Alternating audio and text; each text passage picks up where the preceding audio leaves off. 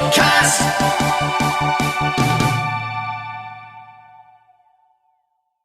Today's guest is both a writer and a podcast host. She authored the book series WTF Just Happened and continued her quest for answers in the podcast with the same name. She began examining the subject of potential life after death following the death of her father in 2015.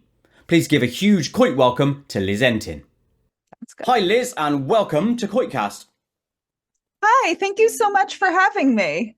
No worries. As I always say, and it genuinely is true, it's an honour for me to have people, give up their time to come on my show. So thank you ever so much. I'm going to start. No worries. I'm going to start with a classic. Who are you? Where are you from? Etc. Great. My name is Liz Entin. I am from New York, born there. I live there now most of the year, a few of the months in LA. And I am author, podcast host, and founder of the dinner series, WTF Just Happened. The podcast is WTF Just Happened, all about the afterlife, no woo. And the books are, I have two books now, WTF Just Happened, A Sciencey Skeptic Investigates Grief, Healing, and Evidence of the Afterlife. And book two, WTF Just Happened. And this is so embarrassing, I always forget the subtitle. So I'm going to have to look that up. I should remember my own subtitle, but A Sciencey Skeptic Investigates Even More Evidence of an Afterlife and Fights for Justice with Her Dead Dog.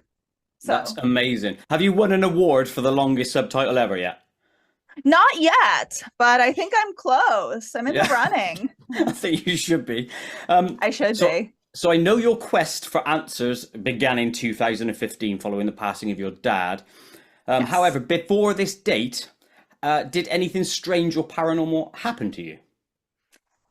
Looking back, yes, but I would have never interpreted it that way at all. So I can share the details. Yeah, go for it. Sure. There was, just the normal little things like that I think all of us have, knowing someone was going to call before they do. Yeah. And this is questionable. When I was very little, and I'll explain why I even consider this, my parents had this heating pad. And for some reason, until I was 5 years old, I was terrified of it. And I would get images of like dying in a hospital. I had never been in a hospital aside from when I was born. And I'm not saying this is definite. It's just little interesting bits of evidence and worthy of consideration, as I'll say. There are researchers that study cases of kids with past life memories, child psychiatrists, professors at the University of Virginia, so very non-woo. And they have abnormal terrors like that and weird images that wouldn't align, and they tend to end around 5. So I just thought that was interesting to consider. Maybe that is some form. And then I remember sort of hearing a voice now and then when I was very little, and I'm not the kind of person who hears voices, and hearing it and feeling like a presence around me just a few times when I was about 4 years old, but maybe 3, 3 or 4. I really can't assign it to it. Do you remember what the voices said to you? Not exactly. Something like, it was like, you are loved. It felt like a presence, and it would only be kind of in the hypnagogic state, although of course at that age I wasn't using that word, but like as I was falling asleep. But it wasn't a dream, and it was just something that made no sense. It probably happened about 3 times, and I just tucked it away and forgot about it. Not simply forgot, but it didn't fit into any of my framework of understanding of reality, so I just never really gave it much thought until I started studying all of this. Cool. And that's what I expected from you that you would say, based on what I've read about you. Now, prior to your dad's passing, how did you view mediums and the afterlife topic? Oh, God. I thought it was pure fantasy, pure nonsense. Like, I thought mediums at best genuinely believed they were doing this the way religious people believe in God and their religion. I don't think they're lying or deceiving. I just don't think they're accurately assessing. I thought half were probably that and half were intentional frauds. And it's always a little curious. Like, there's probably 0.1% of me that was always like, well, never say you know anything 100%. But it was never something I took very seriously. So it probably didn't even register in your brain too much at that stage, because Yeah. Not really. No, like if someone was like, "Oh, I'm going to a medium," I mean, I don't, I just, it wasn't part of my life. Like it never really came up. It was just, I'd seen a few at parties that were clearly entertainment psychics and they weren't Mm. pretending to be real. I'd seen, it was, yeah, it just wasn't even on my radar. And if it ever came up, I would say, "Oh, no way." Mm, sure. Well, the reason obviously I asked that question is because in theory, it's a scientific method. That's your control, and then going forward, Yeah. hopefully, in theory, you've got a different answer. But we'll see when we get there. Yeah. Now, I'll touch on the topic of your dad's passing, and I apologise if this brings up any bad memories for you. But can you tell us Thank the you. I'm okay. story there, and what and what really was the inspiration for you to walk a different path? Sure. So my dad, well, he'd had me a lot later in life. So he was the age of my friend's grandparents. So in one sense, it wasn't shocking, but nevertheless, you're never really prepared. He had a stroke, and I'd known people who'd had strokes before and gotten better. So I just kind of wasn't even processing. I'm like, oh, that he'll get better. And he just was like never really himself afterwards. And he kept, like, we kept having hope. And then he would, you know, not be recovering and getting infection after infection. And it was just, kept getting, Mm, like, we'd try to have hope, try to move him to rehab, and then go back to the hospital, rehab, hospital, and then eventually hospice. So over a period of 3 months. I mean, it was hard, but at this point, I'm really used to talking about it, and okay, cool. something we all deal with. So I'm hoping, that's Yes. something we get a little more comfortable talking about in a respectful way. So So your book states that your dad's passing kicked off your journey in a different direction. yes. Can you tell us what that inspiration was? Where did it lead? That sort of thing. Yeah. So the very first thought I had, and I mean, I consider myself a logical person, so I wasn't like, this is a fact, but my very, very first thought was, okay, so much of science fiction does end up coming true.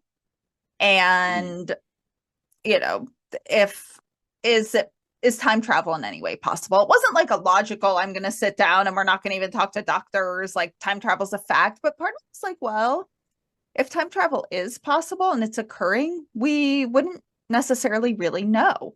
There could be people coming here from the future that are maybe keeping it secret.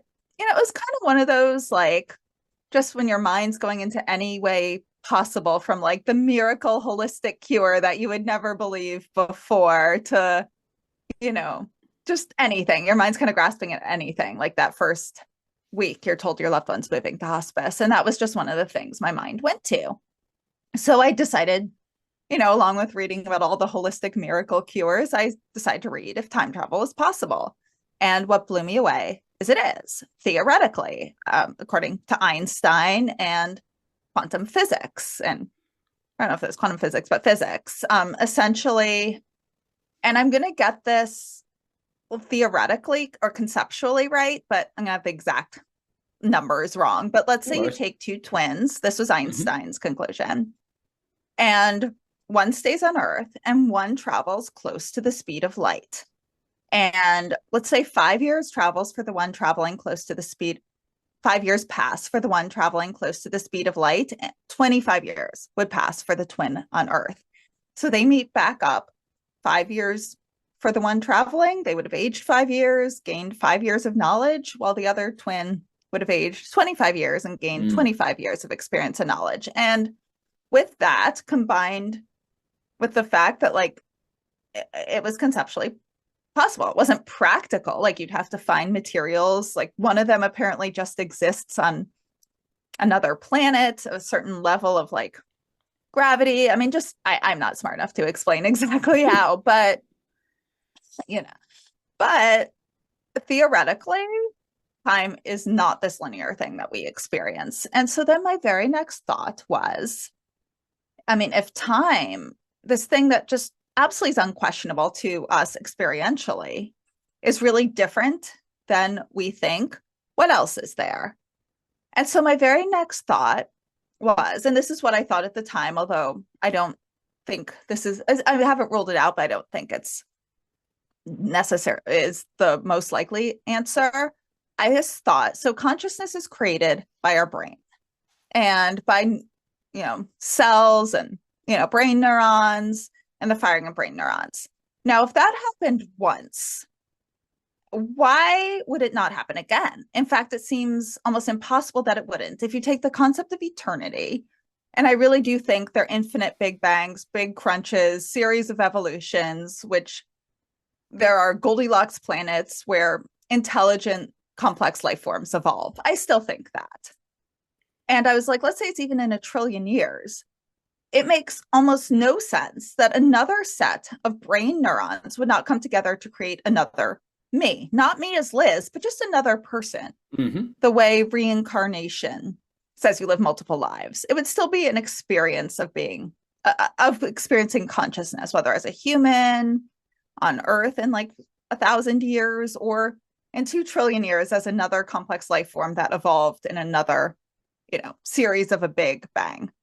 Sure. And so I was like, well, that seems almost definite as there is that there's life on other planets. So that just had kind of a shot in the dark thought that if this is the case, is there some way, somehow, by a mechanism that I do not understand, that this consciousness, these previous memories are stored anywhere?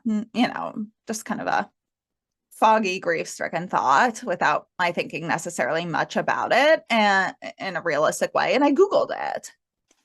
And that was where kind of everything changed, because I found 2 researchers, one who has passed away and one who was his protege, the late Dr. Ian Stevenson, and his protege, Dr. Jim Tucker.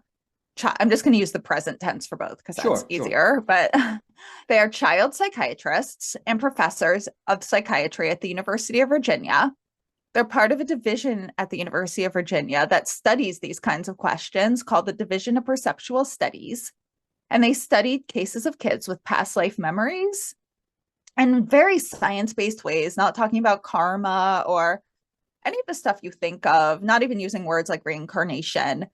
They were matching up children's memories with, deceased family members and of people who had passed away. And they were getting accurate results. And I mean, Dr. Tucker was interviewed on NPR. Both had volumes of books. Dr. Stevenson's a little more textbook and Dr. Tucker's a little more reader friendly, but I just started delving in and reading. And I was like, if this is true, this is the most life-changing thing that ever could be. And once you find one of these researchers, you kind of find them all. So this just led to months of finding valid research.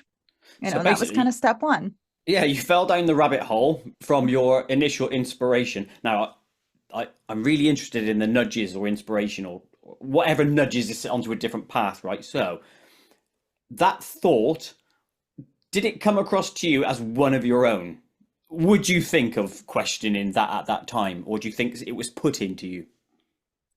At the time, it would not have even crossed my mind it was anything other than one of my own. Now I think possibly differently. I can't say for sure, but I think there's other options, which it could be that all of us, it's one of the theories, are constantly getting communication, some just our own, some kind of in constant dialogue with, non-physical consciousness, our loved ones, just the way we're getting lots of thoughts here all the time from ads, social media, our friends, our colleagues. So that's one of the possibilities. Another is, in emergency times or very serious times, they're reaching out to us and are like, you have to know this. You have to know this. So I think I would consider it equally possible that it was put into me versus I just came up with it. Either way, however you look at it, you've gone down the path you have. A question, again, I like to ask a lot of people. Are you glad you walk that path now? Oh, so glad to think there's a probability now that there's more than this life. Actually, I would say I'm 100% convinced, 99% convinced there's more than this life. I'm just not 99% convinced it's an afterlife, or my first theory that consciousness is created by a brain and we live multiple personalities and, eternal big bangs, big crunches. But I would say I lean highly towards our consciousness is not physical, and, we continue growing as our personality and afterlife, for the lack of a better word. So yeah, it's absolutely one of the most transformative things ever. I'm so happy. And that's a good thing that you said that you're happy. Yes. Now, would your 2010 self believe your 2015 and on self? No, oh my God. I'm imagining myself in 2010. I would have been horrified. I don't know. I mean, I guess like if I knew it was myself, I would have been really excited because like I trust myself, but I don't know. I mean, maybe not. I just this would have been something I would have thought was insane. I don't know if I would have trusted myself. Maybe I would have thought like grief trauma was, deluding myself. I still sometimes wonder that. I still question myself all the time. But yeah, I don't know. There was no way this would have even seemed possible that I would take this route when I was in 2010 at all. And that's life, isn't it? It's weird how it Yeah. changes on a dime, and then you find yourself in a different area, and you think, "Crikey, why has my life gone here?" But Yes. I like the thought that when you are where you are now, Mhm. does that feel like home to you or not? Aspects of it. Yeah, it definitely feels like it's the right path. I mean, there's still aspects of my life I'm trying to find that feel like home, but I would say a lot of it does. Yes. And some of the people I've met, some of them I'm like, wow, I feel so connected to these people I just met. And that's a rare thing. Yeah, and a good thing, a nice positive thing. Very good thing. Yeah. Um, Now you took obviously your journey was that rabbit hole to look into those things, the time travel and reincarnation, etc. Where did it go from there? I mean, did you branch into mediumship and all sorts of Oh, things yeah. from that point?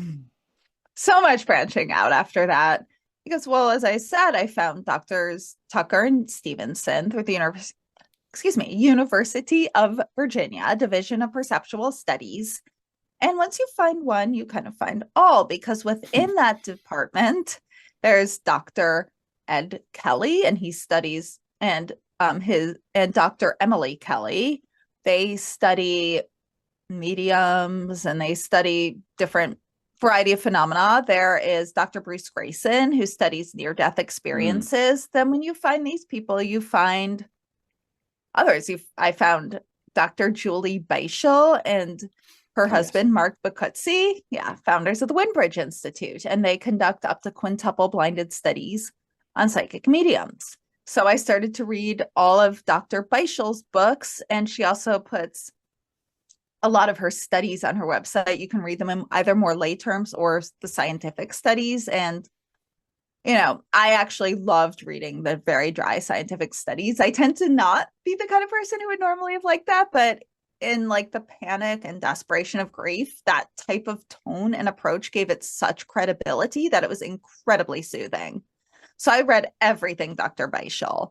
I found a place where I began taking classes, virtual classes, the Rhine Education Center and the All Rhine right. Institute. Yeah, they were originally, I believe, in the maybe the 70s through the 90s, associated with Duke University, and now they branched out on their own and they study this phenomena as well. And so I took classes there, and just all this very logical based approach to this. And after reading all of Dr. Beischel's books, I thought I was mortified to even think this to myself. I was like, I'm going to go get a medium reading. And that was really the one thing I could on the ground investigate. I couldn't reach out to Dr. Tucker, Dr. Bruce Grayson, and say, I want to accompany you on case research, or Dr. Grayson in the hospital where people are researching near death experiences. That's not really an option for a random grieving person to like show up on their research and hang out. So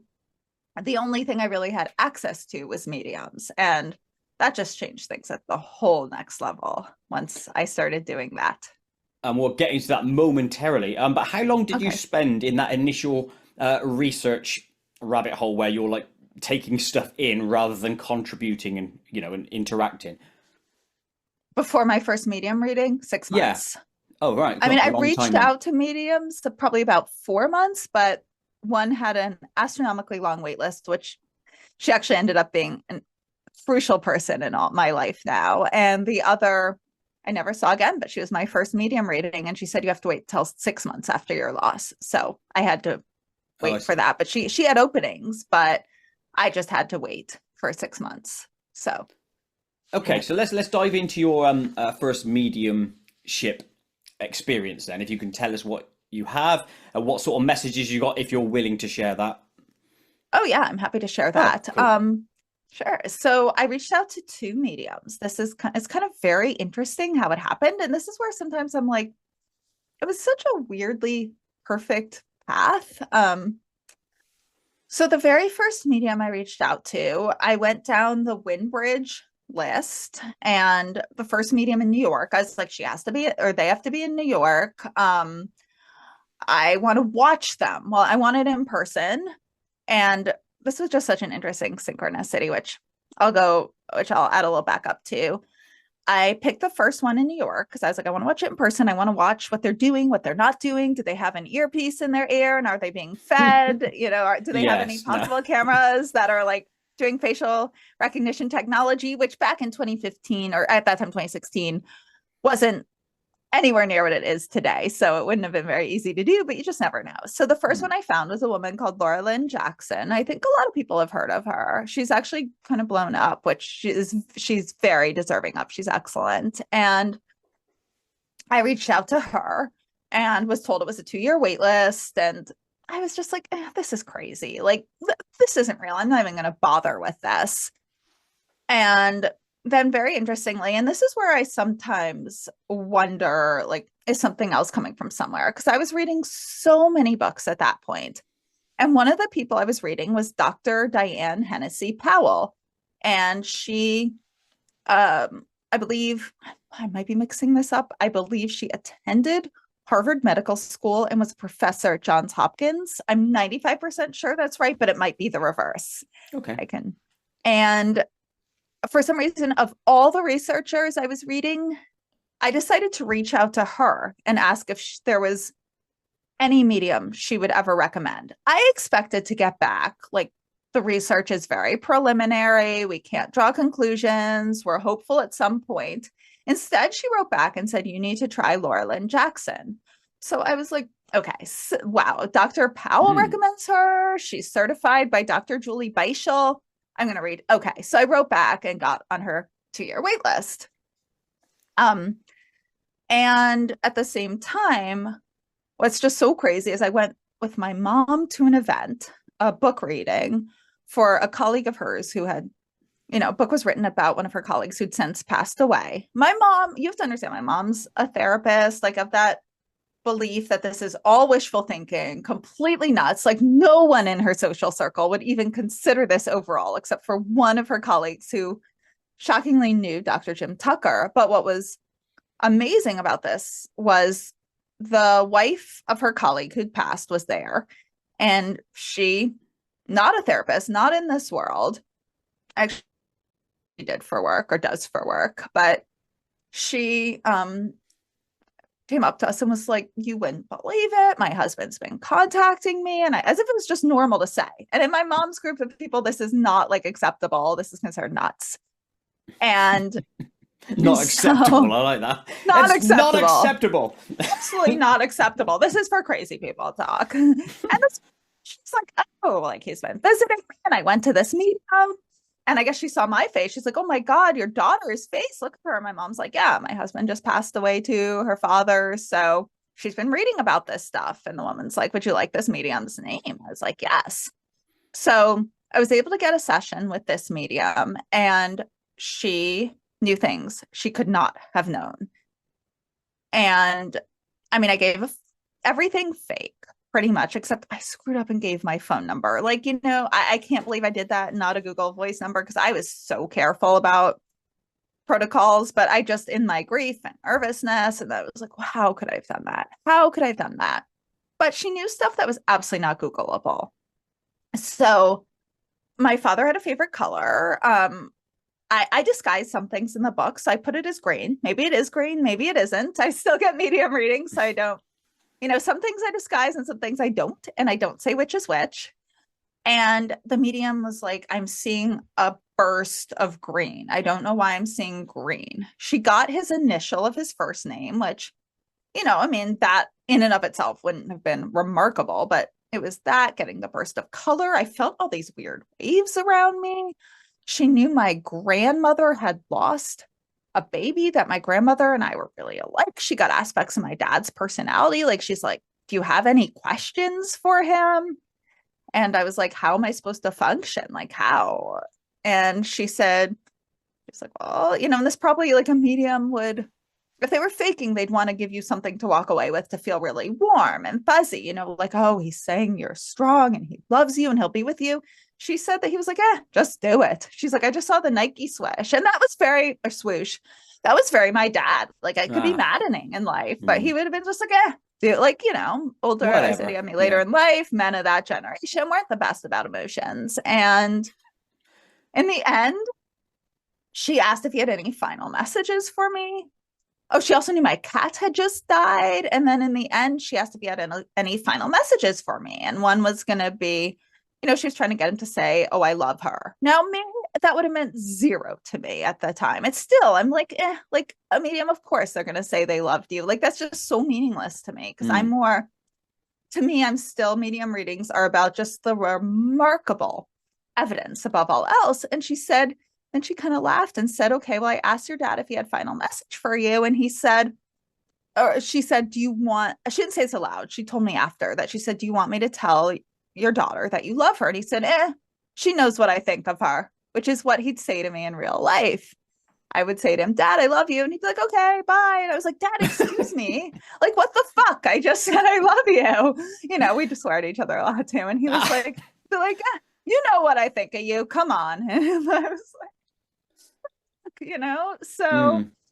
it was just evidence after evidence after evidence. And of course, I walk away and I'm like, amazed, just transformed. Then the next day, my rational mind starts kicking in. I'm like, oh, I gave my number. I screwed up. This must have been this, and this must have, and the other thing she got, and which explains a bit how mediums work. I mean, there were other things too, but she asked, I'm not going to, I fudge numbers a little because I don't want to give my exact family address, but Sure. like, let's say we lived at building number 130. She was like, what's January 30th? January 30th. And my mom had come with me, but was sitting in a different room. I just was having a lot of panic attacks at that point. It was early in my grief, and I didn't want to take the train like out to Long Island from Manhattan alone. So we were in different rooms. And she kept saying, he's insisting on January 30th. And she's like, get your mom in the room. Maybe she knows it. My mom's like, I don't know. And she's like, all he's showing me is a 130, 130. I believe that's January 30th. And my mom's like, our home, building number 130. He'd always call the building 130, our address. He was in the hospital, basically his brain not working. And he was saying things like 130, I want to go back to 130. And then my mom was like, our building. And as soon as she said that, the medium said he laughed and was like, it took you long enough. Again, his personality. Yeah. So that was really amazing. And very interestingly, this medium and then the other one, Laura Lynn Jackson, the first two ended up circling back in really, really significant ways, which I'm happy to share. Yeah. So Um, I love that. I mean, obviously, you've got a lot for you there, specific. Was there a shed load of generics mixed in as well, or that could be argued as generics, or was it all tinted in your direction, tilted in your direction? this first medium all tilted in my direction. There were no generics with her. I got multiple more readings. Some were horrible. Some were a mix of generic and evidential, and some were just generic, and I couldn't take them very seriously. So it was a mix of all, but with this medium, there was no generic. Why? It Why do you really, it was, think? Why do you think there's?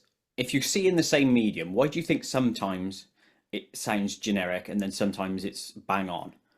I What do you didn't think see the that? same medium. I went to Ah, all different different ones. I've ones. never That's fair. really, overall, I've never been to the same medium. I've never been to the same medium for an official reading. I now am very involved. I volunteer to place the Forever Family Foundation, which I'll go into, and they use science-based testing to certify mediums and host grief retreats. And I've become friends with a lot of the mediums.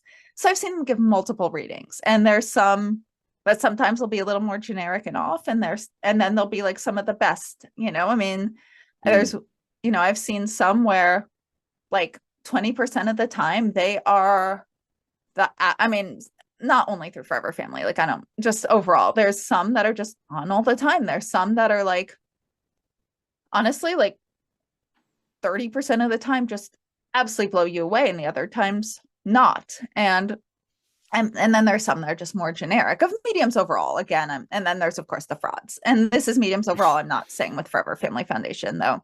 Forever Family Foundation tends to find the better ones because they have to pass science-based testing.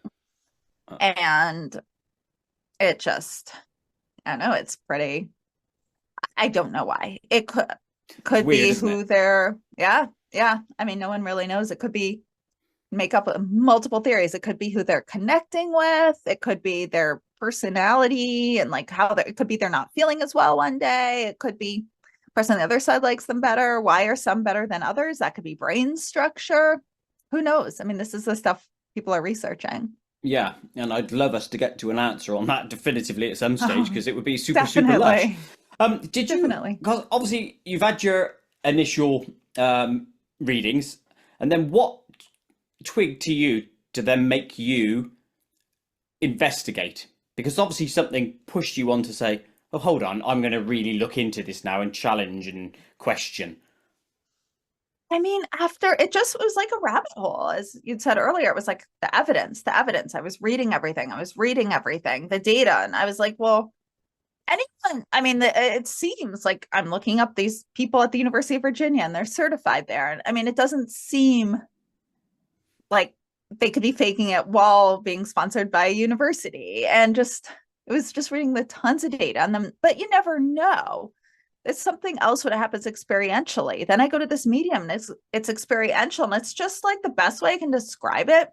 It just still seems unfathomable. Like, I was raised an atheist. It wasn't like a lot of people are like, oh, there could be an afterlife, and this probably happens, and you see this stuff and it's remarkably healing, but you can kind of let it go because it fit into always a possibility of a worldview for you. But imagine if you woke up and remember when you were a little kid and you'd play fantasy games, or like you find a hidden key to a secret world, like, but that's kid fantasy. You know it's not true, but you I've got a secret key over here. You don't know about. Come on.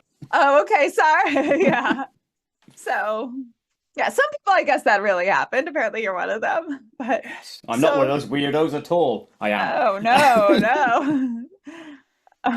So imagine if you woke up, like, found a secret key, you walked into a room and there was like a wall of colors you've never seen before, like not on the spectrum. You would just be like, you could not just walk away and be like, that was so cool. Apparently there's other color spectrums. Or if, you walk down, suddenly you, like, I don't know, not that this is like an easily affordable thing to go do, but let's say you were able to take like a Virgin Galactic flight and you went suddenly further and there was like another Virgin Galactic type of plane flying, a rocket ship flying past you with creatures that were not of this planet. And it was clear there was another like fun space travel thing of creatures from another planet. Like, you couldn't just be like, that's really cool.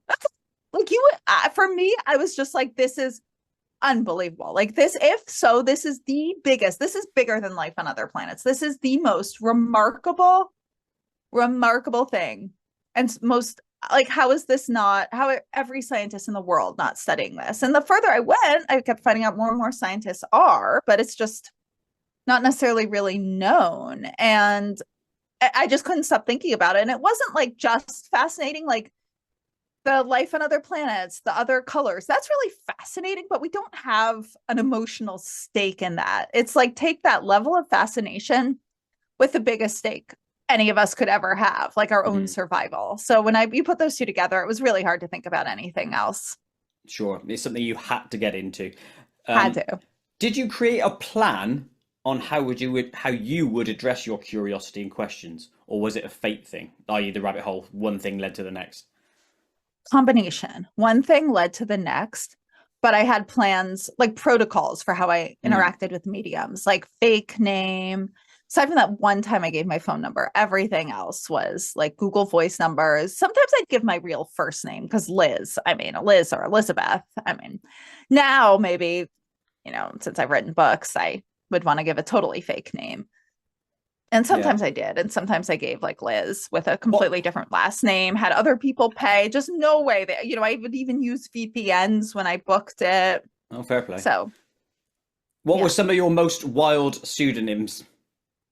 Oh, they weren't super wild, but I'm not going to say what they are. Okay, They're fair enough. they're they're not crazy. They're like normal names, but yeah, I'm not going to say what they are because I I'm understand. still on some wait lists under some of those names. Oh, I So see. Yeah, no, fair play. yeah, yeah. Um, how did you personally study psychic mediums?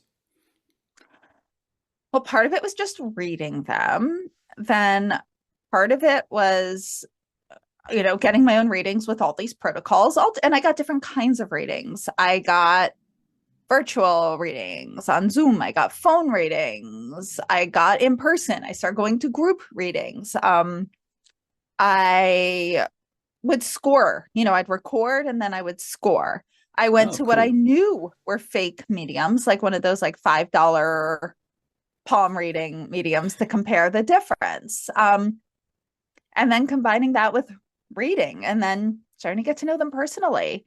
So I'll just back up. I said that both of those mediums came into my life in very different ways significantly. The first one I'll just say I never met. And I randomly was talking about her with another medium I became friends with. And I was always like, I didn't know to record it at this point, but I was just like, this was my most skeptical I ever was. And she blew me away. But A, she had my phone number. That always bothered me. And B, it always bothered me that I hadn't recorded it. And was I possibly in such deep grief? My mind was playing with like tricks on me. So I said this to a friend who was a medium who I'd come to trust. And he said, oh my God, I'm not going to give that medium's name because she's no longer giving readings and she Sure. stepped out of this world. Um, this medium, apparently, he was like, that is such a good medium for you to have had a reading with. And it's so odd I found her because she's not studied by scientists. She's just not someone I would have found. She wasn't part of Windbridge, Forever Family. Researchers don't talk about her. And he was like, I can't think of a better medium for you to have a first reading with. He said, all she cares about is evidence.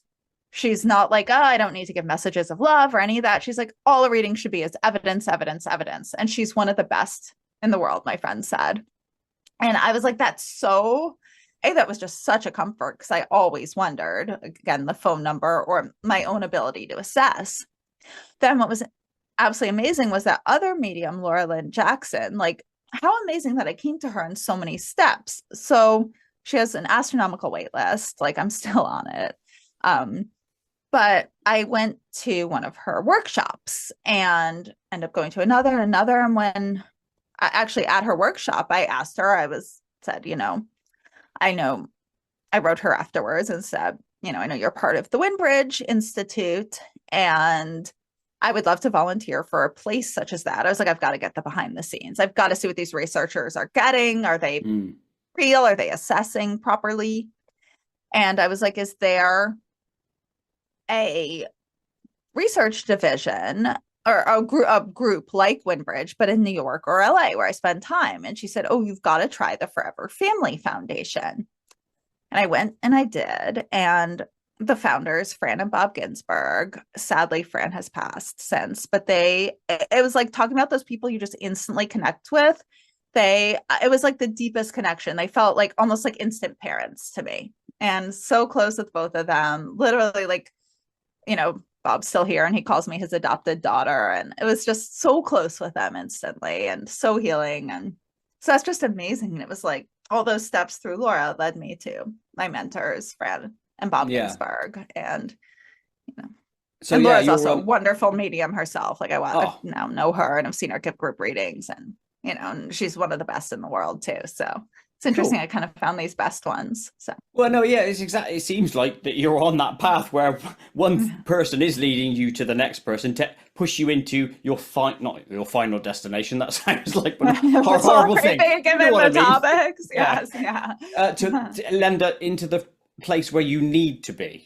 Steps along the way to where you need to be. And obviously, you've got a nice, curious scientific mind, so it's cool Yeah. that you've aimed in that direction. So, is that ultimately where you thought you could put your best talents and skills into, i.e., lending help to the science side of things? Not at all. I was doing this Oh, purely for myself, my own grief. And it was just it just happened very authentically that I even started doing other things with it. Like I first applied to volunteer with the Forever Family Foundation I mean, not just from like the goodness of my heart of wanting to help. I wanted to see what was going on behind the scenes. I still very much thought there was a catch. And I really hope there wasn't, but not only was I remarkably fascinated by all this, and again, just like this is the most profound, life-changing. There's no other science I could ever even think was more important than this, including like string theory, anything. And so I was just fascinated. And I also very much thought there was possibly a catch. And I was constantly tormented by that. So I had to see for myself. That's why I started volunteering there.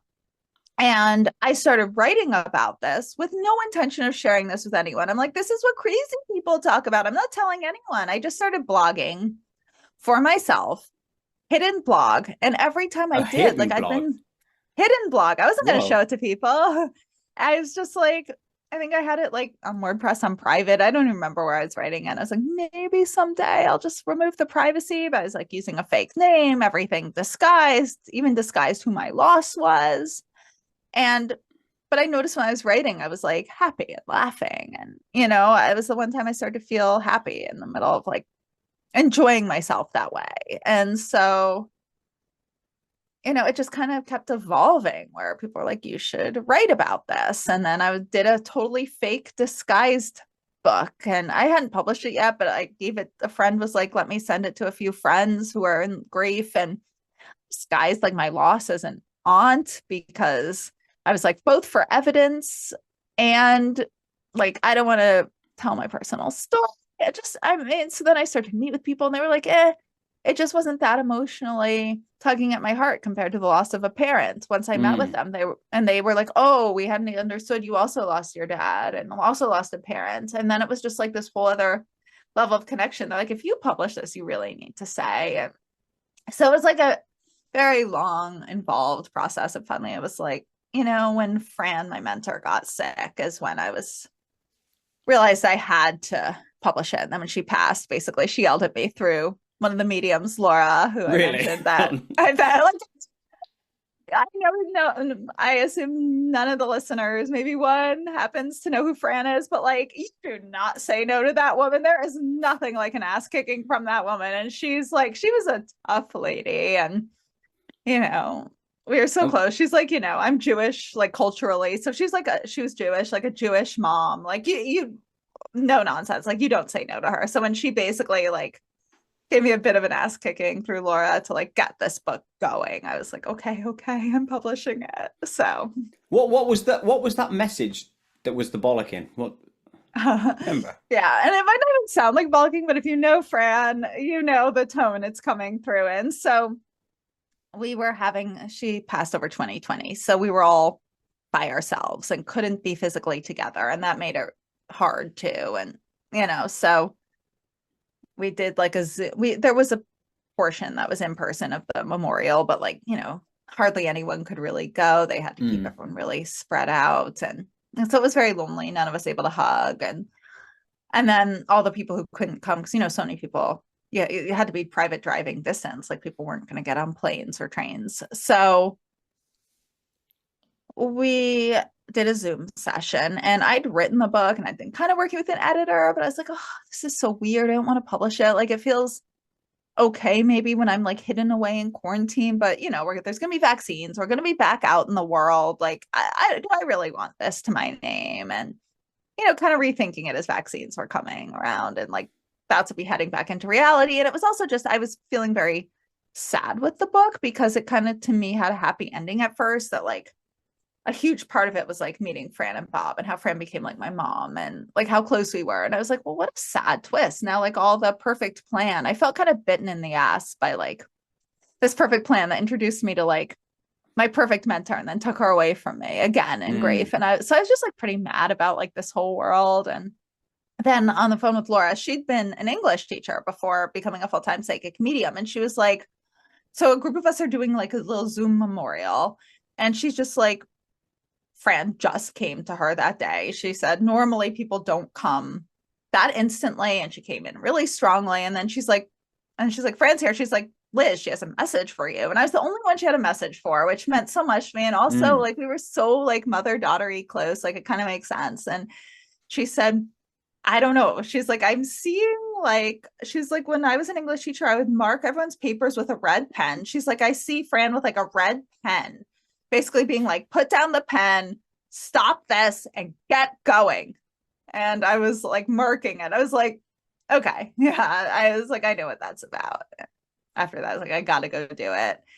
And what's so weird is three of us from Forever Family who are very close with Fran. I mean, her husband, Bob, the closest person to her in the world, along with her kids, ended up publishing a book. Like we didn't even know all. And then another Forever Family Foundation, like one of the other like kind of volunteers, like main volunteers, Annette Marinaccio, also published a book. We all did at the same time. We're all very like left-brained, logical, and that's an accountant, and Bob's co-founder of Forever Family, but he never believed any of this. They lost their daughter, and so that's how they started it. He, like me, would have never considered this. And all three of us basically published our books at the same time, and none of us knew the others were writing them. I kind of knew about That's Bob, cool. like Fran, yeah, and it was like right when she passed, and like all of us were publishing the books, and none of us knew the others were publishing them. So there's Do you something think, to that. that message that she got through to you? Come on, get on with your bloody book, get it sorted. Do you think, Yeah. was there a nudge to them as well to do theirs?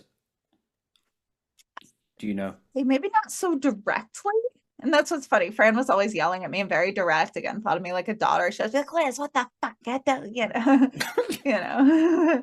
So always, Bob probably, I mean, I'm sure they're, given that there really is an afterlife, I'm sure they're in constant communication. That's her husband. And yeah, we all think Fran was behind this when all of us publishing our books at the same time. But I'm the only one that got such a direct message. Cool. Let's branch into the volunteering aspect of Sure. your experiences.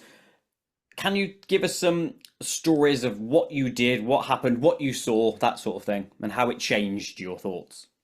Yeah. So I started to volunteer with the Forever Family Foundation, as I was mentioning, and I didn't start out of the goodness of my heart. I mean, I do like to help people in grief, but I mean, first year of grief, most people are it's a very self-absorbed state. At least for me, it was. I can't say it was like for other people. Basically, I just felt like I couldn't function and everything was about grief and missing my dad. And they certify psychic mediums, as I said, using science-based protocols. So I reached out, offered to do their social media so I could start getting behind the scenes, and then ended up going to, I actually, interestingly, and this is a very interesting story, I will add, I was already, before I started volunteering, signed up to go to their Afterlife and Mediumship convention. They have those conventions, and mainly they have grief retreats, but it was the next event conference they were hosting, and I kept hearing, oh, Forever Family, and I signed up before Laura Lynn told me I should try to volunteer for them. And what was very interesting was when I was considering signing up and going to the conference, I'm like, I don't know. Like, I'd been considering going to their grief retreat before because I'd kind of heard about it. And then that came and went. And I was like, do I have to give my real name? And then maybe they have hidden cameras in our hotel rooms. Like the mediums are all colluding and getting our information. Like, how can I trust this? Do we have to show an Uber ID? skeptical, aren't you? I like that. Oh, so skeptical. And I'd gotten further and I was finally like, I think I'm going to definitely go. But like, I hadn't bought my tickets yet and had it saved in my browser. And the next day I had a reading with a medium, Doreen Malloy, who's a part of Forever Family Foundation and Windbridge Institute. And she, interestingly, she was like, I see you're kind of considering going on an exotic trip. And what's interesting is mediums, or something people should know is mediums, they're also very normal people and they perceive information through themselves. So she's like, are you going out of the country somewhere? She's like, I'm seeing you going somewhere really unique for you. And for me, going out of the country is pretty normal. I traveled, especially before all this, like my old job, I traveled a lot. I used to work in fashion on fashion shoots where we were always traveling. And also I just loved to I love to travel. So I was always traveling to exotic places then. And grew up traveling some. So it wouldn't have been out of the norm for me to go out of the country. But I was like, so that's just something I think people need to know is often they'll just dismiss something like that because no, I wasn't planning to go out of the country. I was planning to go to this forever family thing, which for me is like the weirdest thing I could ever imagine. And at that point, I'd had enough readings to know to consider that. And so I was like, yes, I am considering. And she's like, but you're really questioning whether you want to go. And I was like, yes. And then she was like, whatever it is, you really should be going to this thing. And I end up telling her in the end of the reading, she's like, that's what it was. And what's even more interesting, which is so random, because here I was, this like skeptical person. I wasn't like, nothing about me. I'm not even now, I don't consider myself a spiritual person. There were no hints that I was spiritual at all.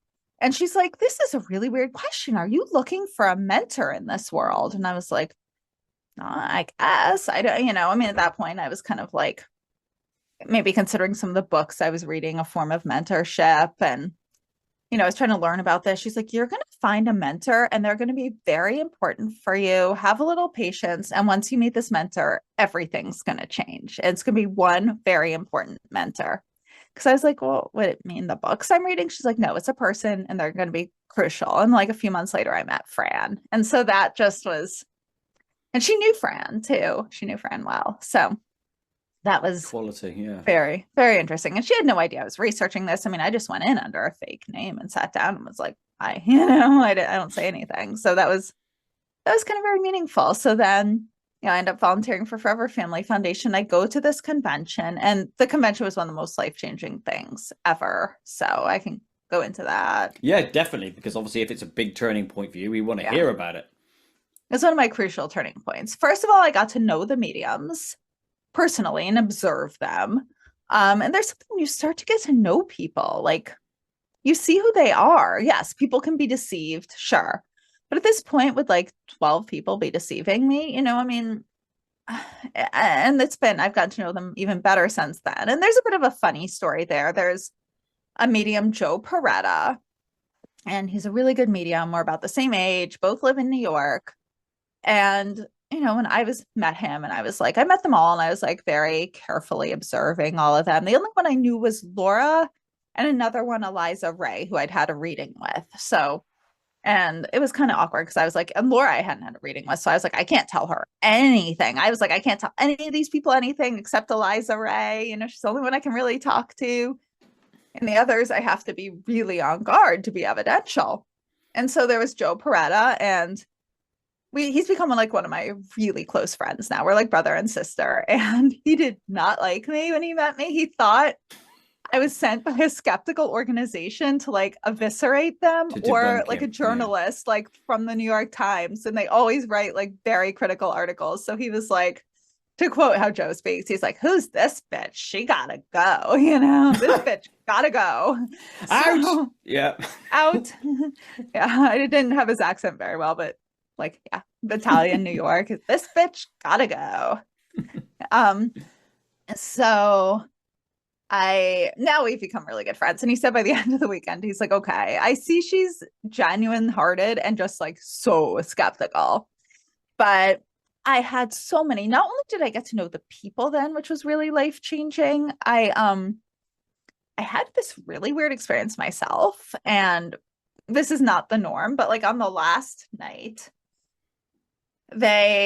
so this was, as I said, the Afterlife and Mediumship convention, and it was divided into groups. There were the people who were there there was the 4 different tracks. You could be there because you lost somebody and were in grief, and I was on that track. And then there were 3 levels of developing your own medium abilities: track 1, track 2, track 3, depending on where you were at with your abilities. And so the last night there was a banquet, and anyone who had been in one of the tracks for developing their own mediumship abilities could give the mediums. There was like a table of like 10 mediums, and they could give them readings and get feedback.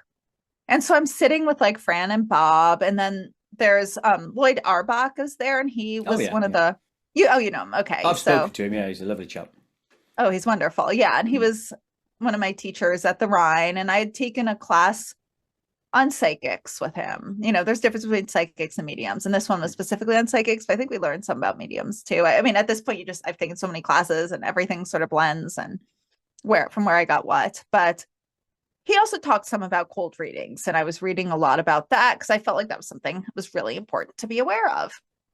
So Fran and Bob decided to tease me, and Bob's like, Liz, go up, go give everyone a reading. And I was like, haha, right. With my major psychic abilities, I'm not even sure I believe anyone has. And then just jokingly, I was like, oh, yeah, I'm going to get up and give everyone a cold reading. That will just be funny.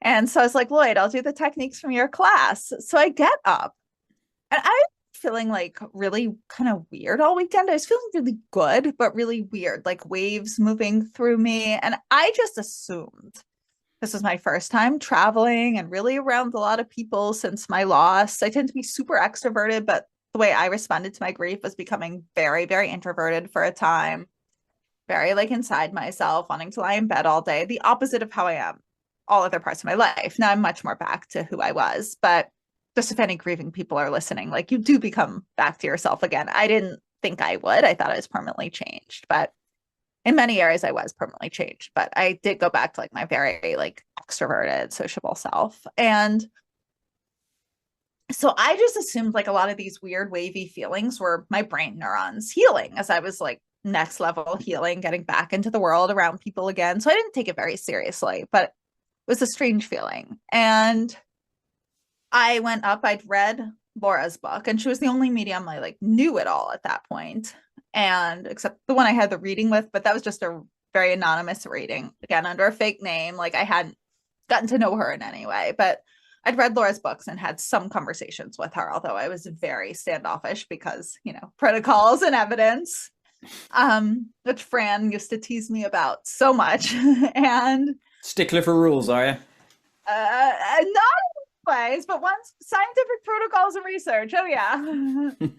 Not stupid rules, but good rules. So I went up to Laura and I was like, I'm just gonna be funny and give her some information from her book. So I started to do that. And then I started to feel really, really weird. It was like clearly at first a joke. And then I started to like I kept thinking of things from Laura's book that were actually about losses and personal. And I'm like, but you can't, someone's vulnerable about a loss and share something sensitive in their books or at all, anyone's loss. I'm like, I will not use a genuine loss for like a joke reading. That's horrible. So like, it just was weird. And I kind of froze and I felt all these waves and my mind kind of felt like it went blank. And I have no idea why I did this. I walked over to a medium called Joe Scheel, not the Joe I was talking about who I became good friends with. That's Joe Peretta. But I've also gotten to know Joe Scheel well too since. And I went over to Joe Scheel, who's also like a really lovely person. And it was the weirdest feeling. I felt all these waves going through me. And at one point I felt all the waves, like instead of going through my whole body, like congeal and go into just my heart. And then like burst and burst. I was like, did someone die of a heart attack? He's like, yes. And obviously a paid medium should know more than did someone die of a heart attack. But here was, you know, I'm not a medium. And here was me getting these physiological sensations. And then all the waves moved to a spot in my head, built up and burst, built up and burst. I was like, did someone die of a brain tumor? And I was like, wait, no, that's like building up, bursting. It's bursting. Could this be an aneurysm? He said, yes. And I just got like information and it was accurate. And that was profoundly life-changing. And a few years later, Laura told me that I got information I said to her that wasn't in her book. And she was like, holy shit, Liz is really doing this. And she's probably not even going to believe it. And, you know, it was just, that just changed everything because going forward when mediums weren't 100% accurate and they would be like, I felt this sensation, like I was able to hear them in a whole other way. And there was no denying this was a physiological, very tangible, factual, undeniable sensations. So those sensations, do you think the message was to you, this is how it works? You know, it gives you an understanding for the people that you were going to investigate, so to speak. Possibly that. Possibly they're communicating like this all the time. And in a room with so many mediums with such a strong connection, maybe the connection around me was stronger. I see what you mean. If I could guess, it's most likely the first, but I don't fully know. But that's weird in a way that you got it because you've never considered yourself psychic or medium. No. And then suddenly you get it. Yeah. That is life-changing. And I've had it Yeah, it was the most profound because Mm. mediums would say, I'm feeling this. I just never really believed them. I was like, well, it seems like, but now when they'd say things like, I knew, I was like, yes, I had that. And it was very strong sensations. It wasn't just a little like, beep. It was like powerful. Yeah, that's why I think it's like a message to you to say, I know you're highly Yeah. skeptical, but this is what's going on, and now you need to understand it, that sort of thing. Um, Yeah. I think when you that's did, most likely. yeah, it's got to be, Annie. That's the way my mind is leading. Can you give me some examples of where you sat with the organization you were volunteering with to test the psychics and mediums? What happened? Were they in Oh, a room, that's like a box or Oh, anything? that's they keep like they no one even really knows who the sitters are that they use for that. They keep all of that super secret. Oh, okay, cool. So yeah, yeah, for a lot of reasons. So No, I can understand actually. Yeah, yeah. I just So wondered of that. With mediumships and stuff like that. I'm happy to talk about what it's like when I get readings, though, if you want me to talk about my experiences with that. But Definitely, we'll get back more into that in a second because I've got some okay. generic questions about mediumships I want to ask your opinion on. Oh, Um, and also I should just add, no, they don't even say who the sitters are. Like no one really knows who they even use for testing. So yeah, so you'll never know, being the one watching or the one recording, that sort of thing. You don't know who's in there. no one knows who the sitters are. Like they use certain people to test, but they don't say, they don't tell anyone who they are, who would sit Completely with the blind study, mediums. then. Yeah. Yeah, so no one, like I don't know who the people are who they would use to sit for readings with the mediums. So Okay. Question for you. There's clairaudient, mhm. clairvoyant, clairsentient, and stuff like that. I suppose the really important question here is, who is Claire and why is she involved in everything? Oh, that's funny, right? Do you know this, Claire? Yeah, yeah. Through personal experience. What French. truly are messages from the other side for? Oh, I have no idea. I mean, I sometimes this is probably not what everyone thinks, but like I sometimes don't think it's for anything necessarily of if it's just how the world scientifically works. Like our consciousness is non-physical. So there is just that communication, just like who's the message for when you speak to somebody. Sometimes you're saying something really significant. Sometimes you're just like, oh, hi, nice to meet you to an acquaintance. If it's true that our consciousness is non-physical and we live multiple different lives in different dimensions, that's just scientifically how it is. So it seems like there's just is a communication between these dimensions. And sometimes it's really important and they're telling you, they're communicating with you because they love you and you're maybe in their circle. Maybe they were your parents or loved one who passed, or maybe they're just, a guide who's looking out for you, a great great grandparent you've never met. And maybe it's some of it might just not have any meaning whatsoever, other than that's just how scientifically consciousness and dimensions and it are. It's weird, isn't it, to think of it like that? Because most Yeah. people, right, like me, the way I view this stuff, I seem to think there's a big plan, right? You Do can call it you? God, religion, or whatever, it doesn't matter what it is. Okay. But it comes to me like it's a designed universe, right? Interesting. In some Okay. way, shape, or form. That's from all the conversations I've had doing this podcast and all Yeah. the things I've listened to down the years. It is sending me in that direction mentally, right? Okay. So I get what you're saying about the consciousness field, and it bleeds through, and there's that. Do you think there's a plan, or do you not think there's a plan? If I could guess, it's both. I mean, I think I think there's something that's planned. I would never think anything like a god, but like when you look at everything, it's so mathematically flawless. The way the planets spin, the way a body works, the way time and there seems to be some mathematical perfection. I guess, as Dr. Dean Radin will say, the elegant universe. There seems to be, it seems too mathematically flawless to be completely coincidental. Within that, I think there are things that just randomly happen. Were humans specifically designed? And by what? Like, again, I don't think there's one individual consciousness like a god. I mean, possibly all of our consciousness is part of this a little bit like Dr. Robert Lanza and biocentrism? I don't really know, but I do think within it, there's just some physiological accidents. Like I don't necessarily think a cancer is planned or an accident's planned, or maybe even humans ourselves aren't planned. Maybe it was a concept of let's interact consciousness with material matter in this type of dimension and see what happens. And then evolution kind of grew a bit like into a type of a plan and a bit into just happening, almost the way when you do an art project. It's like you plan part of it and part of it seems to just happen. And a best planned day, you plan part of it and some things just happen. So I would guess there's a type of big plan, again, because of the mathematical perfection, and some things that just happen. And I would guess the communications like that, just like, you know, you see a friend across the street, you're like, hey, how are you? And all the other people on the street hear that too, and it's just noise and things. And go home to your partner or family or roommates or whoever, and you talk to them intentionally, and your neighbors maybe hear through the walls, and your message is not for them. And they're just overhearing you going about your life. I guess it's a big combination of all of that. Do you know what? You not unsettled me. That would be the wrong term.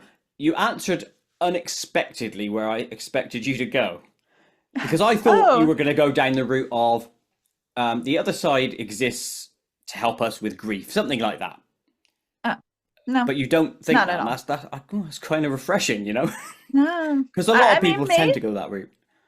Maybe some, like, if I'm reaching out, like, I don't think they exist. I mean, if I'm going to a medium in deep grief and I'm reaching out to connect to my dad, who loves me more than anyone on the planet, I mean, as along with my mom and, other family members, like his brother. But like, if I'm going there in deep grief with the intention, and we have a very intentional, yeah, he's probably there to reach out about grief, but that's just the same as if, when he was here and I'd call him up and be like, oh, hey, Dad, do you have like, what was the name of that store you used to like to go to? Oh, here's the name of the store. All our community, it was like a very, that our whole communication is not based on him telling me about the name of a store.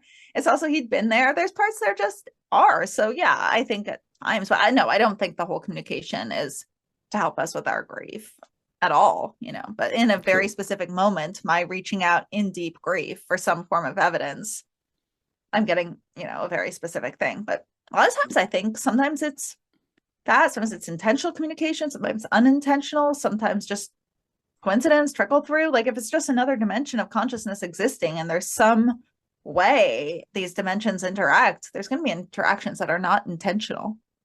I like that, because my brain is always, it's intentional. If you're in a different plane of existence and we here can't see or whatever, them there, because they're vibrating on a different frequency or whatever, it seems intentional to come. But if there could be crossover points where it's unintentional, I like that. Yeah, just like there are here. Yeah, just like there are here. Yeah, constantly. Do you think, from your research and things that you've sat in on, have you ever heard of the people who are in the other consciousness that exists in this other realm? Do they have bodies in those realms, or are they literally just a consciousness from? Oh, okay. So I don't know. If I could guess, our consciousness lives in multiple states, probably different dimensions. I mean, we already know they're most likely different dimensions based on string theory. So I would guess there are multiple dimensions, some more, I guess they'll use the word dense or physical based than others, but they're probably degrees. Like they're probably dimensions maybe that are even more body based than this. They're, I'm sure, different planets with different types of bodies. And I would guess we live as beings on other planets as well. There are probably some levels of having a body where maybe it's less physical than this, some more, some absolutely no physical. That'd be my guess. Are there different states and different forms of consciousness? Yeah. And probably some we can't even understand. Just like we can't really understand other dimensions. We can't understand, the fifth, the tesseract, or I guess that'd be the fourth. I mean, depending if you call time a dimension. But do you know what? I want all the answers now, Oh, Why welcome to don't the you know them club. all? Me too. Yeah. I want them too. Come on. It's weird, isn't it? I got so many questions, and Oh I my just don't God. think Me I'll ever too. get the answers. And here's a Same. question for you then. When we Okay. die, do you think we get all the answers? Oof. Probably not. We probably get another layer, but I mean, yeah, there's probably multiple layers. We probably get a portion. I don't know if we could ever get all of them, or maybe not that fast. Probably not. We probably get a lot more. Maybe all the ones we would think now, but there's probably layers. Then we'd be like, oh, okay. So if that's the case, that answers all this. But then what about that?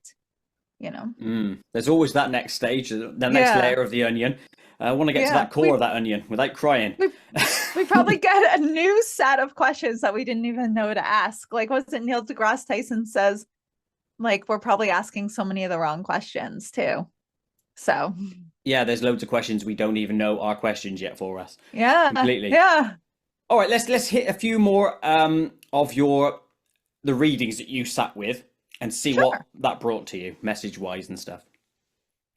Okay. So, you want me to talk more? Do you want me to talk about the best, the worst? Yeah, go for the best, the worst, definitely best and worst, and I definitely want you to touch on any what you might consider frauds and how you view that. Oh, the frauds are interesting. I mean, Mm, the best, they all sort of blend as the best. I mean, in certain ways, like, I mean, not blend, but the best will give some of the same messages and then some different enough that I know they don't all have like a bank on me, mm, that they're all just digging out of and sharing, which that is a type of fraud that some groups of mediums do, not the certified ones, but that is like carnival show mediums will share a bank of them, but the one offering the $5 readings. But so they're different enough that I know that's absolutely not the case and accurate enough that I know they're not just making this up, of the good ones. hmm Ooh, let's see, so much. Some will get my dad's and my uncle's name. Some will get, so he has this hobby and I call it poker in my book. I'll never say what it is. Maybe that is it, maybe not. And it took forever. No one got it until finally a couple mediums got it. That was really significant. They're like, why am I seeing this? They'll get things that are going on in my life. Like when I was just saying how I had to go to the dentist. My mom and I were talking about that. I had a reading like the next day, and the medium who has sadly passed away, Sandra O'Hara, said, your dad's showing me a dentist chair. And she also described my cat who'd passed away, one of them. She's like, I see a flat face, kind of cream color, very, very bossy. And that was exactly my childhood cat. She got like one of my dad's favorite memories, very accurate. Very interestingly, she got something in the future. She said, who's Joe? Like Joe. J-O. I was like, I don't know any Joes. I was like, there's a Josh that was important in our family, like the first letter. She's like, no, it's Joe. Okay, if you haven't met him yet, you're going to meet a Joe and he's going to be very important to you. And as I mentioned, Joe Peretta became one of my closest friends in this research. We're doing like these things called science and spirituality salons together, where we have like small private dinners where I give a talk on the science and he gives readings. We've like both become very significant in each other's lives in this research world, and just as friends too. As I said, kind of like brother and sister. And so that was really interesting. Another medium, Joanne Gerber, once said to me, like my computer had been broken for 2 weeks. I was just so upset. And she's like, oh, your dad said your computer's broke. You'll have your computer back in a few days. It's almost ready. So mm. constantly, probably maybe the messages for me would be different than for somebody else. Like I just want little factual messages, I don't need fluff. I don't need love. I want, to me, it's again, just communication and evidence of an afterlife. So it's constant little messages like that. Memories that he and I shared, again, just nonstop like that. Some getting his name, aspects of his personality, since my mentor passed, she's come in quite a bit. My grandma will come in, animals. And then, yeah, bits of the future, just facts. Like when I write them down and I write down each thing they said, getting some hits that this medium could just not have known, and they could not apply to other people. And, And that's evidence of itself because you only need one, don't you? Right? That's a non-guessable thing. Like your yeah. computer broken. Maybe it's possible, yeah, computers break, but it's pertinent to you at that point in your life. And and it had been this like disaster. Like they were taking so long, they couldn't get parts. Like, oh, just it was a whole like hot mess. And I was on this very like not very good like borrowed computer until I got it was just like a bit really annoying and really weird. Like normally it should have been done in 24 hours. I took it to this stupid place. I should, lesson learned. But it was very interesting. So constant little things about my life then, and some things that end up being proven about the future, and aspects of his personality. That's what all the good ones get. And then I can go into the fraud too. And before you get into the fraud, because I do want to hear about that, how many had you seen as part of this personal journey? Oh my God, at this point. I'm just laughing because Fran would yell at me about it all the time. She's like, "You're a fucking psychic junkie." And I'm like, "Fran, it's science." And she's like, "It's science at this point. You're a junkie." And we'd get in fights about it, But Are we talking over 100? If I count, sometimes not quite, but sometimes also like I've taken classes and then they'll find out I'm more of a researcher and they'll be like, "Oh, can I give you a practice reading?" If I add, and will you give me honest feedback? If I add those ones, probably close to 100, if not probably about 60. So still a nice number. Yeah. Nice sample. Yeah. Okay. Let's hear the fraudy ones, because that's interesting, isn't it? Yeah, and I will also give disclaimers. If someone's inaccurate, that does not mean they're a fraud. I do think there's some that are very, very genuine hearted, and sometimes they're not. They might just not be as evidence based. Maybe they grew up in a more spiritual approach to this. Again, they probably wouldn't be certified by Forever Family. Also, sometimes Forever Family ones will be not have a good day, and what they usually do is will give a refund, and that's what a medium should. So, if you haven't had an accurate reading, don't jump to fraud. But there are 3 that stand out as fraud that I can share. 2 I knew. Well, one, okay, first one I knew was going to be fraud. Well, actually, that was not the first reading of the frauds, but I'll go into this one first. It was the one I mentioned that like it's the second reading of the frauds that I had, and I knew she was going to be a fraud because she had one of those signs out, like the $5 readings, palm readings. And it was just very clear. Like I'd already taken classes with Lloyd about cold reading. I'd read books about it myself. She did every trick in the book. And it was psychologically very interesting. One of the things they'll say is 2 different things. And your mind tends to remember, if you believe this, your mind tends to remember the stuff that you want it to be true. So one moment she was like, "You're really good with money." And then like a few minutes later, she's like, "Money goes in one hand, then out the other." That's just an example of giving both. And people who believe this will walk away remembering when they were accurate. She didn't say this, but this is another example along those lines of cold reading. You don't have a mother on the other side, do you? No. Is that yes or no? And so what I say to that when I've gotten that randomly, I'll just say, "I'm so sorry. I'm very confused about what you're asking. Are you saying I do have a mother on the other side, or are you saying I don't? Can you please clarify?" And I mean, I won't answer that question that way, worded that way ever. And if I'm sort of pushed to, I'll just like dismiss the medium pretty much, unless they just astound me with other things. Let's see, what else did she do? She I don't know, it was just a lot of it was a lot of things that you could assess by looking at me, like, young woman in New York, working long hours, like everyone does. I probably looked exhausted because I was also in early grief. She told me I was about 28, and she told me because probably able to assess my age. She told me was supposed to be married by 28, and she's like, "Wait, but how old are you?" I was like, "I am 28. So great, I'm going to get married this year." And she was like, "Oh, no. That means you're supposed to have been married by now." And then she went into like what Lloyd told us exactly what she was going to do, which was I'm not married because I have a horrible curse on me, which is why I haven't met the man of my dreams. And she can clear this with $300 candles. So Obviously, that's how easily to get rid of a curse. obviously, Yeah. that's it. Yeah, yeah, just like that. $300 candles. So I was like, I bet I could buy these at like Walmart or Amazon for like $2. Same exact Did candles somehow. did she also offer you Lucky Heather? That's one thing they do in Ireland and No, the UK. Lucky I Heather. didn't. Oh, that's so funny.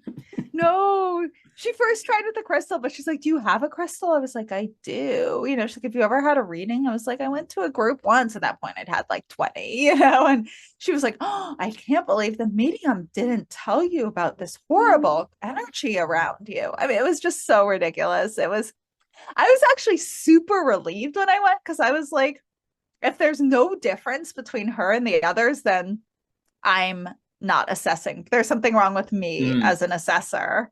And then I have to rethink if this is true at all. So I was very relieved when it was so obviously different. So I mean, oddly, despite it being a horrible reading, I was very happy. My third reading was almost definitely a fraud, or she's completely delusional, but she was ridiculous. She didn't get one thing right. She kept saying, well, what do you want out of this reading? I was like, I want scientific evidence that there's a possibility of survival of consciousness. And, she was, that was not what you say to her. She wanted, No.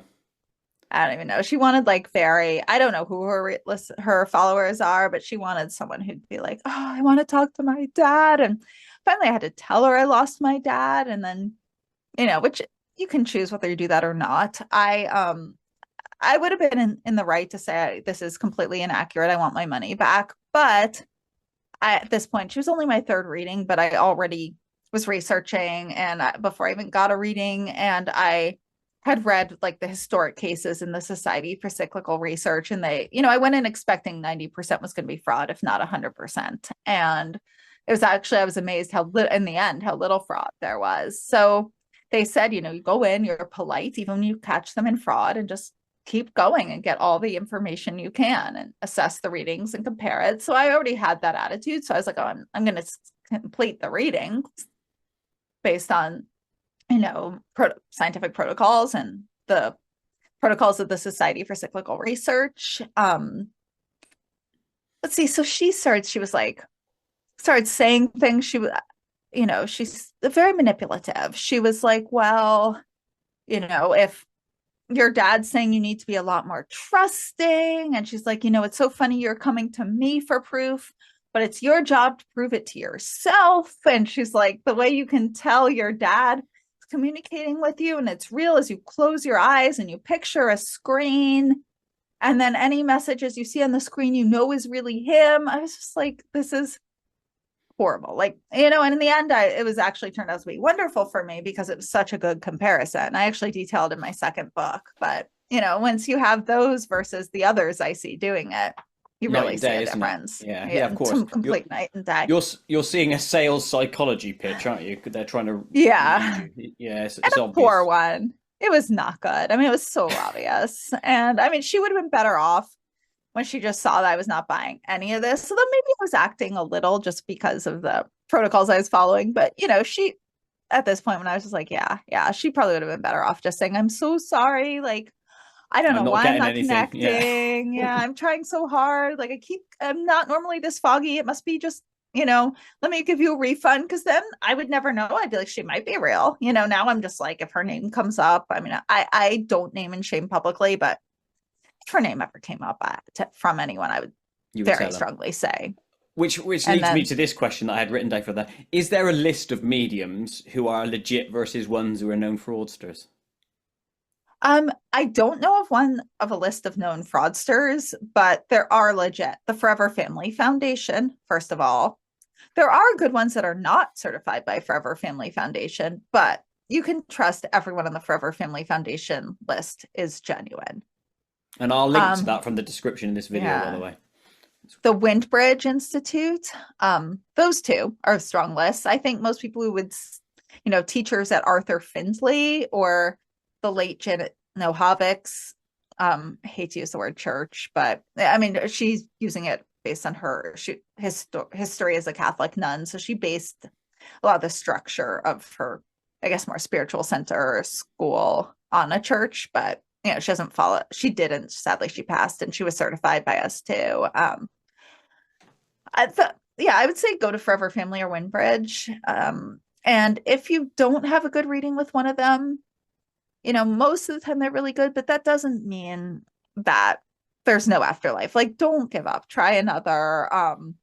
Even the best of the best mediums can have an off day or an off connection. And if I could explain why, I would like understand another level of consciousness and have my Nobel Prize here and, you know, be hanging out with like Neil deGrasse Tyson and, you know, Yeah. those people. Although maybe even then they'd be like, no, you're crazy. But cool. Let's branch and talk a little bit about your podcast. I have to go in about 15 minutes. I have to leave at 3:30. Just absolutely not a problem. This is such a good conversation. No worries. We'll continue it. Let's spend 5 minutes talking about your podcast, and then we're going to enter the Koit zone for the last 10 minutes. You'll like that. Sounds good. Let's talk about your podcast then. So what do you get most joy out of? The writing of your books, or the writing of the 2 books you did, or the podcast? Ooh, both. I mean, it's just different. It's both different and the same. Like the books, it's so interesting. It feels that what's weird is the actual writing of them is so easy that I feel like I'm connected with my dad with it. It just sort of pours out of me. It's really hard when I first sit down and I'm like, I will never get that flow. Then suddenly there I am. I feel like my dad's with me and we're laughing and I'm remembering things and we're writing together. And I felt that with the second one with Fran. So I feel like they're with me and it just kind of pours out of me. And I'm like remembering the funniest times and I'm remembering like the most emotional. It's very emotional and it's very like I'm right there, whether it's hilarious, and it just kind of has such a natural flow to it. And you know, the editing not as easy, but like the actual pouring out of the story, it's just like I'm right back there and it's really happening with like the humor and the energies. And so I really enjoy that process. You know, again, the editing, another story. The podcast I enjoy just as much in a different way. Like one of the things I write about in the books is how I just hound people with questions. And I'm so fascinated by this. And I'm also very like extroverted. You know, a lot of people who writers are more introverted. So I love being with people. I love talking to people. So in a podcast, I get to sit and talk. And I get to ask all the questions I want, and these people have to answer them, which is like, if you write, they have to, they have no choice. And if you read my first book, like all I want to do is I just follow people around asking questions, and I would get yelled at by Fran. She'd be like, stop asking the mediums about string theory.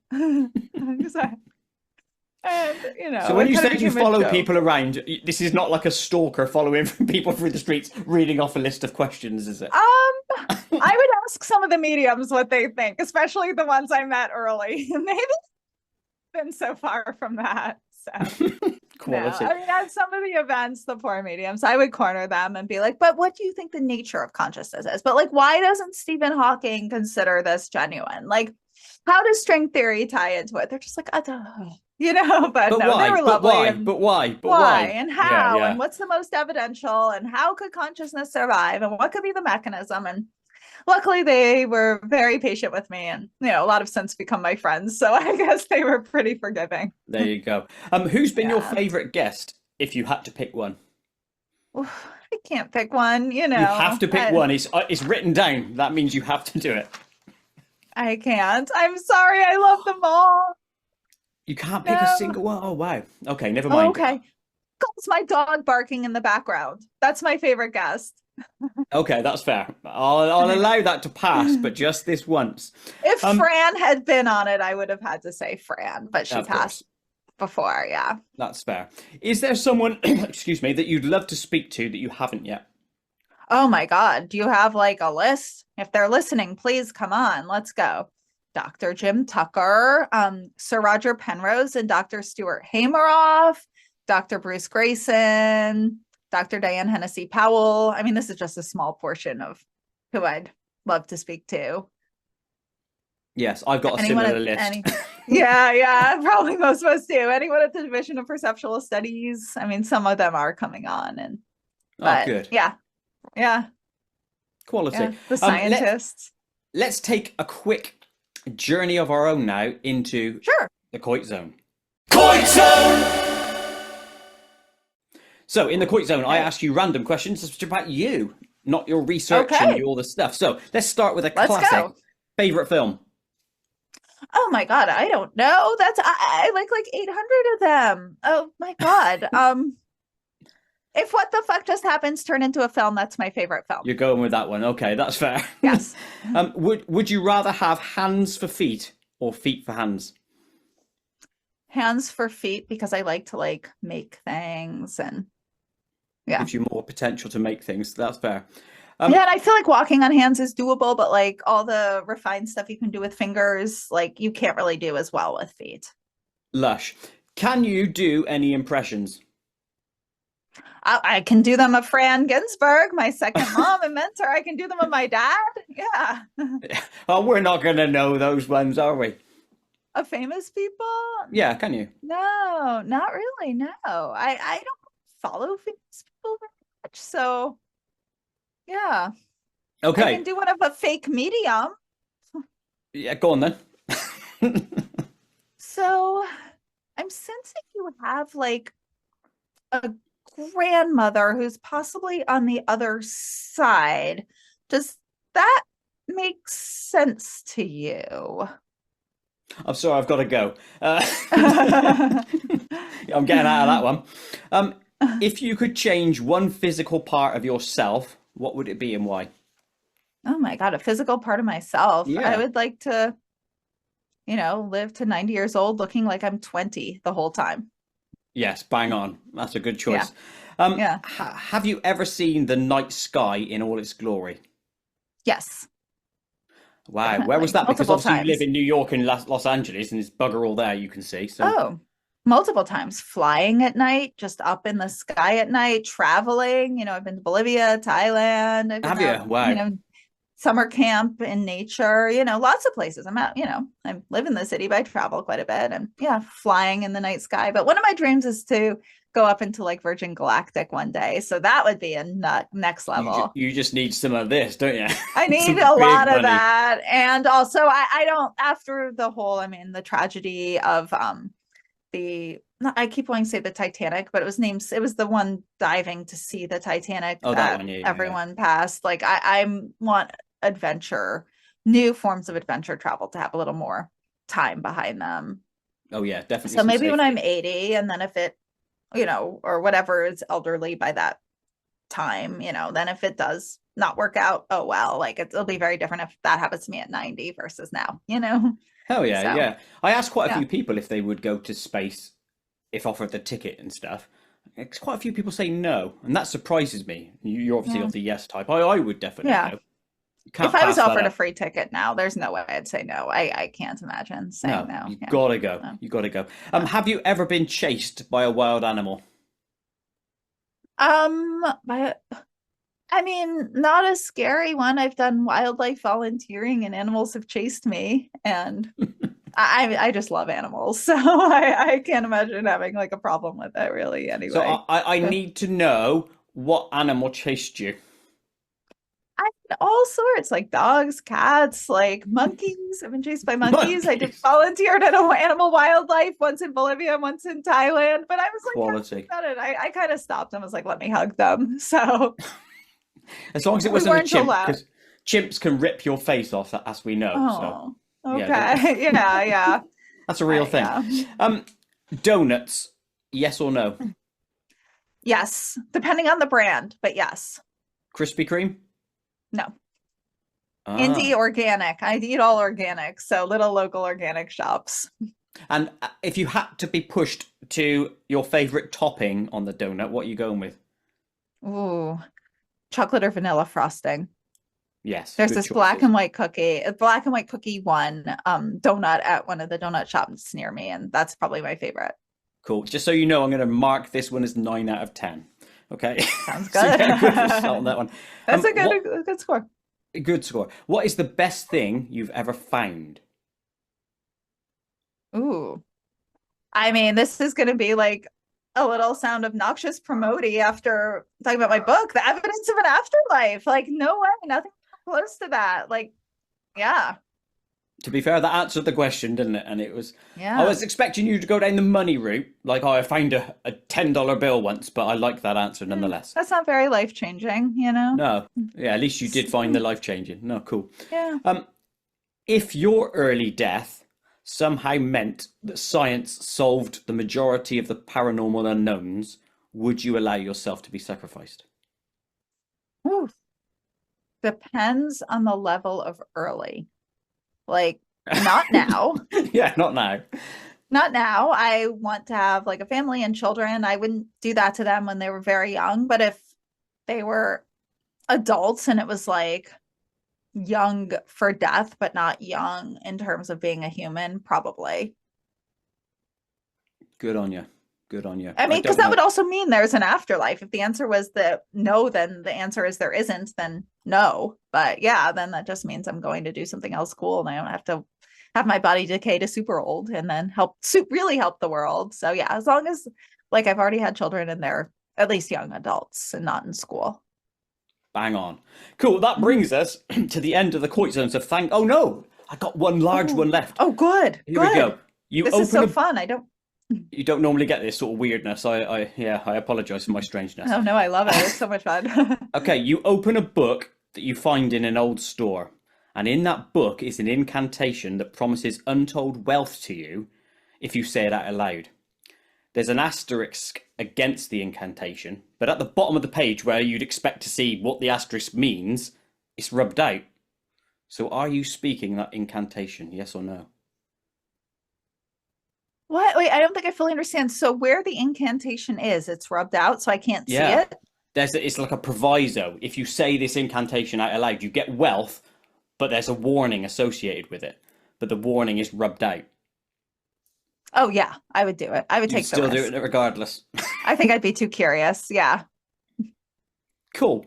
And that brings most us now likely. properly to the end of the Koit zone, which leaves us the final two questions before you have to pop off in a couple of secs. So, what else do you like to do in your downtime? Any activities or guilty pleasures? I like lots of things. I have a dog and cat. I love walking my dog and playing with it. Excuse me. Let's take a sip of water 1 second. I was recording No my worries. audiobook earlier, so I've way overused my voice. That looks like gin in Um, there.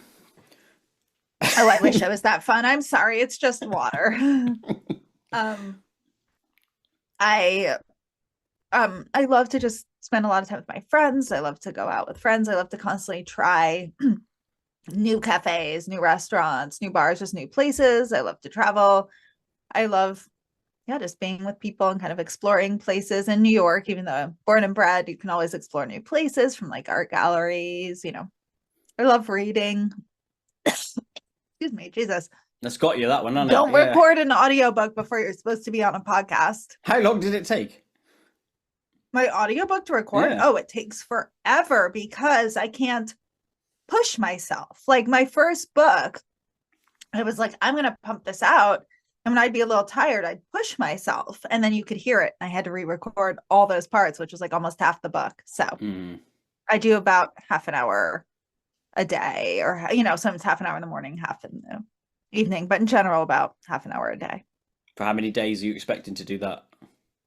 Oof. I'm hoping to have it recorded by the end of November because I also want to do it before it's too wow. cold because Long the time. cold air messes. I don't feel well in the cold. It messes up my voice. And then, yeah, I spent a few months of the winter in LA and I don't have a studio there. Like I have to do it in the same studio. And I have this little studio that you're seeing, like all those weird black things are like sound absorbers, which are good Like for my them. podcast and my audiobook. Yep. Quality. Which leads us to the last question. What are you currently working on besides your audio recording? Is there anything else you've got coming up? Yeah, so my audiobook, my podcast constantly, science and spirituality salons that I mentioned where people can book them either in person or virtually. And I will give a talk on the science and evidence of an afterlife. You can ask me questions, and a psychic medium. One, I will always make sure they're verified by scientists, will give readings to everybody. You can find out about that on my website. And then I have another business in sustainability where we consult with events and to help events be sustainable. So I work on that all the time too, but that's so separate from this. No worries. Quality. Liz, thank you ever so much for your time coming on. It's really appreciated. It's been refreshing talking to you because it's a different avenue for me. So thank you ever so much. And what I would suggest to everyone listening and or watching, check out the links in the description where you can buy Liz's books, to her podcast, website, etc., etc. So go and check those out now. Liz, thank you ever so much for appearing. Thank you so much for having me. I really appreciate it. No worries. Goodbye, everyone. Thank you.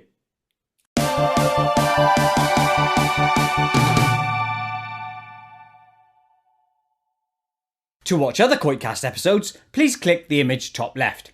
To subscribe to my channel, please click the image top right.